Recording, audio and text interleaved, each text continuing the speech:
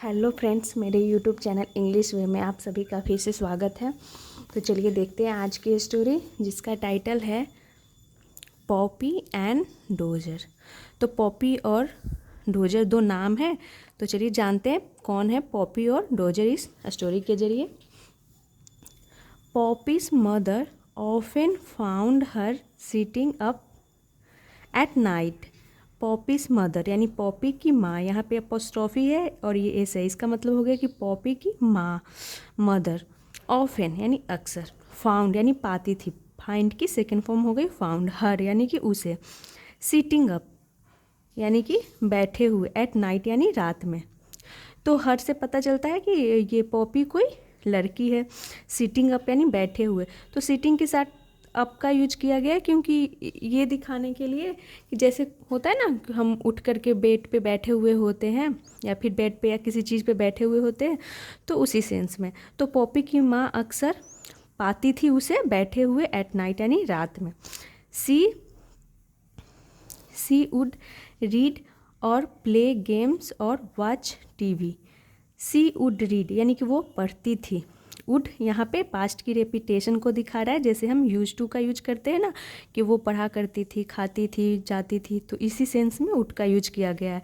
C would read यानी कि वो पढ़ती थी, या और यानी या, प्ले गेम्स यानी कि गेम्स खेलती थी, या वॉच टीवी यानी कि वो टीवी देखती थी। तो वॉच का यूज किया गया है, जब कोई चीज़ हम ध्यान से देखते हैं ना, तो उस सेंस में हम देखने के लिए वॉच का यूज करते हैं। वॉच टीवी यानी टीवी देखती थी। सी कुडंट स्लीप, तो यहाँ पे कुड नॉट का कॉन्ट्रैक्शन हो गया कुडंट। सी कुडंट स्लीप यानी कि वो सो नहीं पाती थी। इट वॉज वेरी डिफ़िकल्ट, यह बहुत ही, इट वॉज वेरी डिफ़िकल्ट यानी बहुत ही मुश्किल था। बिकॉज द नेक्स्ट मॉर्निंग यानी अगली सुबह, Poppy would fall asleep in the class. यह बहुत ही मुश्किल था क्योंकि जो नेक्स्ट मॉर्निंग था, अगली सुबह, पॉपी वुड फॉल अस्लीप यानी कि पॉपी जो थी वो सो जाया करती थी इन द क्लास यानी कि क्लास में। तो इससे पता चलता है कि पॉपी एक लड़की है जो स्कूल जाती है, बट वो रात में सो नहीं पाती थी, जिसकी वजह से वो सुबह क्लास में सो जाया करती थी। No matter what Poppy's mother tried, it didn't seem to work। तो इसका मतलब हो गया ना, जब हम ऐसे बोलते हैं ना कि चाहे कितनी भी कोशिश कर लो ऐसा होने वाला नहीं है, तो उस सेंस में हम नो मैटर का यूज करते हैं। नो मैटर यानी कि चाहे, व्हाट यानी कि जो, पॉपीज मदर यानी पॉपी की माँ ट्राइड, तो इसका मतलब होगा चाहे कितनी भी पॉपीज मदर ट्राइड यानी कोशिश करती थी। इट डिंट, तो यहाँ पे डिड नॉट का कॉन्ट्रैक्शन है, तो इसे डिडंट या डिंट भी पढ़ सकते हैं। It didn't seem to work यानी कि वह काम नहीं करती थी। तो ये मतलब हो गया कि उसकी माँ सोने के लिए रात को जो भी ट्राई करती होगी वो काम नहीं करता था। यहाँ तक हो गया, और ये है पॉपी। स्टोरी अच्छी होने वाली है, लास्ट तक जरूर देखें। वन नाइट, एक रात, अ स्ट्रॉन्ग विंड यानी एक तेज हवा, ब्लू यानी कि चली, तेज हवा चली, तो ब्लो की सेकेंड फॉर्म ब्लू का यूज किया गया है। And it entered the house, और यह इंटर्ड यानी प्रवेश की, द हाउस यानी घर में, थ्रू अ विंडो एक खिड़की के जरिए, थ्रू यानी माध्यम से, खिड़की के माध्यम से, that had been left open, that यानी जिसे, हैड बीन लेफ्ट यानी छोड़ दिया गया था, ओपन यानी खुला, तो एक खिड़की थी जिसे खुला छोड़ दिया गया था, उसके जरिए हवा घर में आई। तो हैड के साथ बिन है, और यहाँ पे लेफ्ट वर्ब की थर्ड फॉर्म का यूज किया गया है। लीव की सेकेंड फॉर्म लेफ्ट होती है और थर्ड फॉर्म भी लेफ्ट होती है। तो यहाँ पे पास्ट परफेक्ट की पैसिव वॉइस के रूप में यूज किया गया है हैड बिन के साथ वर्ब की थर्ड फॉर्म, यानी कि छोड़ दी गई थी, खिड़की को खुली छोड़ दी गई थी। It brought in a lot of dust and sand particles too, it brought यानी कि वह लाया था, ब्रिंग की सेकेंड फॉर्म हो गई ब्राउट, इन यानी कि अंदर, अ लॉट ऑफ डस्ट यानी कि बहुत सारी धूल गंदगी, डस्ट का मतलब हो गया, एंड सैंड पार्टिकल्स टू यानी जो सैंड का मतलब हो गया बालू के जो छोटे छोटे पार्टिकल्स होते हैं, कण, टू यानी भी। पॉपी सट हर आइज, जो पॉपी थी उसने सट यानी कि बंद कर लिए, हर आइज यानी अपनी आँखें। To avoid getting the grit in her eyes, to avoid का मतलब हो गया बचने के लिए, गेटिंग द ग्रीट यानी कि ग्रीट का मतलब हो गया धूल गंदगी, इन हर आइज, यानी उसकी आंखों में धूल गंदगी, गेटिंग यानी जाने के लिए, बचने के लिए उसने अपनी आंखें जो थी उसने शट डाउन कर ली थी। तो अवॉइड अपने बगल में जेरंड लेता है, जैसे कि लव, लाई, कंटिन्यू ये सब लेते हैं, वैसे ही यहाँ पर अवॉइड के बाद हम गेट का गेटिंग बनाएंगे जेरंड फॉर्म में। तो ये हो गया द ग्रीड का मतलब हो गया धूल गंदगी, हर आइज उसकी आंखों में, तो उसकी आंखों में गंदगी जाने से बचने के लिए वो अपनी आंखें बंद कर ली। बट लेकिन a small bit of it got in, लेकिन अ स्मॉल बिट, तो अ स्मॉल बिट का मतलब हो गया कि एक छोटा सा हिस्सा, ऑफ इट यानी इसकी, किसकी, तो इट का मतलब यहाँ पे हो गया कि धूल कण का, गंदगी की छोटा सा हिस्सा, गॉट इन यानी कि अंदर चली गई, यानी आँख में चली गई। She washed her eyes but it was difficult to keep them open, she washed उसने धोई, तो सी प्रोनाउन हो गया जो कि पॉपी के लिए यूज किया गया है। यहाँ पे वॉश्ड वर्ब की सेकेंड फॉर्म का यूज किया गया है, यानी कि पास्ट इंडिफिनिट की ये सेंटेंस हो गई, जिसमें कोई हम हेल्पिंग वर्ब का यूज नहीं करते हैं, डायरेक्ट हम सब्जेक्ट और सेकेंड फॉर्म का यूज करते हैं।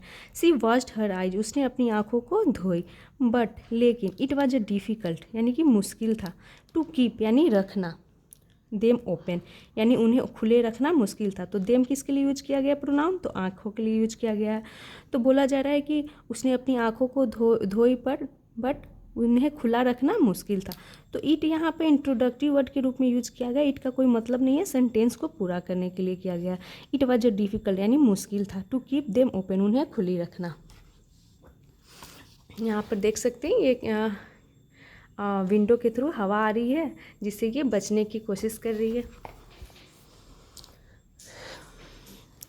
सो she lay down on her bed with her eye shut tight, इसीलिए सी ले डाउन यानी वह लेट गई, ऑन हर बेड अपने बेड पर, with her eye shut tight यानी कि अपनी आँखों को शट टाइट यानी कस के तेजी से बंद करके वो अपनी बेड पे लेट गई। सडनली अचानक से a fat man carrying a large sack stood in front of her, अचानक से, सडनली का मतलब हो गया अचानक से, अ फैट मैन एक मोटा आदमी, कैरिंग यानी लिए हुए, अ लार्ज सैक एक बड़ी सी बोरी, सैक का मतलब होता है बोरी, स्टूड यानी खड़ा था, तो स्टैंड की सेकंड फॉर्म स्टूड ही होती है, और सडनली यहाँ पे एक एडवर्ब हो गया। इन फ्रंट ऑफ हर यानी उसके सामने खड़ा था।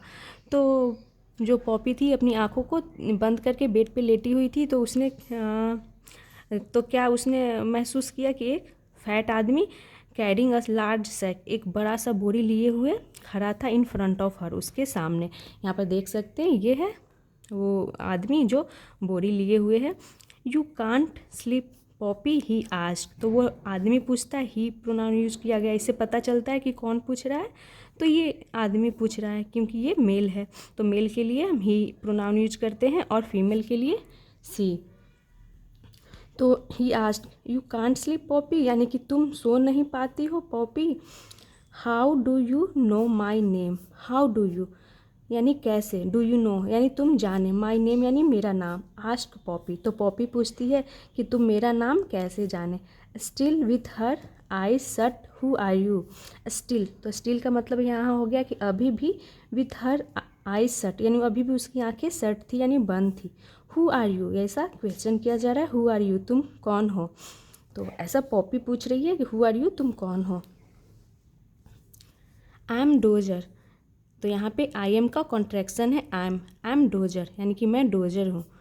द स्लीप मैन, तो डोजर कौन है यहाँ पे बताया गया है, द स्लीप मैन यानी नींद का आदमी। माई डियर मेरे प्रिय, even if you don't open your eyes you can see me, he replied. My dear मेरे प्रिय, इवन यानी कि यहाँ तक कि, इफ़ यू डोंट यदि तुम, डोंट ओपन ये नहीं खोलती हो, डू नॉट का यहाँ पे शॉर्ट फॉर्म हो गया यानी कॉन्ट्रैक्शन। तो वो बोलता है कि यदि तुम आंखें नहीं खोलती हो अपनी आंखें, योर आइज यानी अपनी आंखें, यू कैन सी मी तुम मुझे देख सकती हो। ही रिप्लाइड उसने जवाब दिया, तो उसने क्या जवाब दिया कि यदि तुम अपनी आंखें नहीं भी खोलती हो, यू कैन सी मी यानी कि तुम मुझे देख सकती हो। ही रिप्लाइड उसने जवाब दिया कि तुम आंखें बंद में भी मुझे देख सकती हो, ऐसा वो जो आदमी था जिसका नाम क्या था डोजर, उसने कहा। Why have you come here, why यानी क्यों, हैव यू कम यानी तुम क्यों आए हो, हेयर यानी यहाँ, आस्क्ड पॉपी, तो पॉपी ने पूछा कि तुम यहाँ क्यों आए हो। I've heard that you sleep in the class.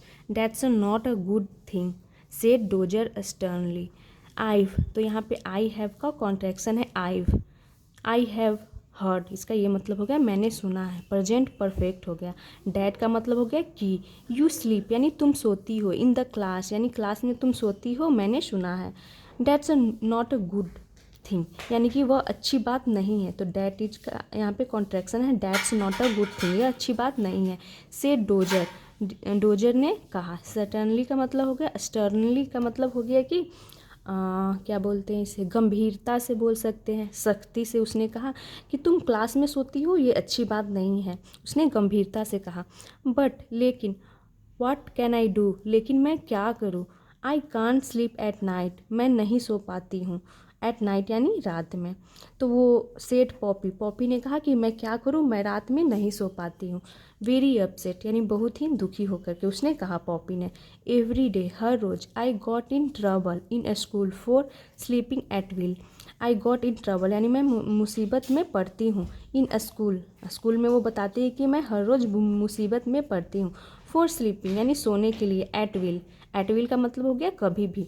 तो कभी भी मैं स्कूल में सोने के लिए मैं मुसीबत में पड़ जाती हूँ, वो बताती है.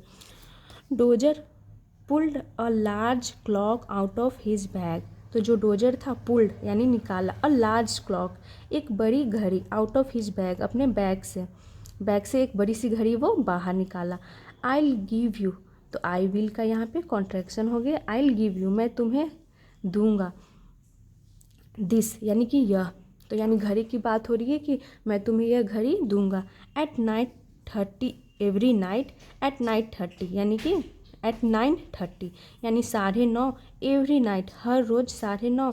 It will sing a song, यह सिंग अ सॉन्ग यानी कि यह गाना एक गाना गाएगा. तो वो बोला कि I will sing, it will sing a song, यह एक गाना गाएगा.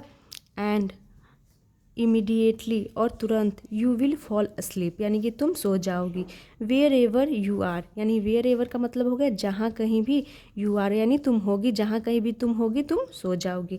तो एक घड़ी निकालता है अपने सैक से और देता है, बोलता है कि यह घड़ी तुम्हें हर रोज़ 9:30 में एक गाना सुनाएगा और तुम जहाँ कहीं भी रहोगी सो जाओगी. यहाँ तक हो गया. मेक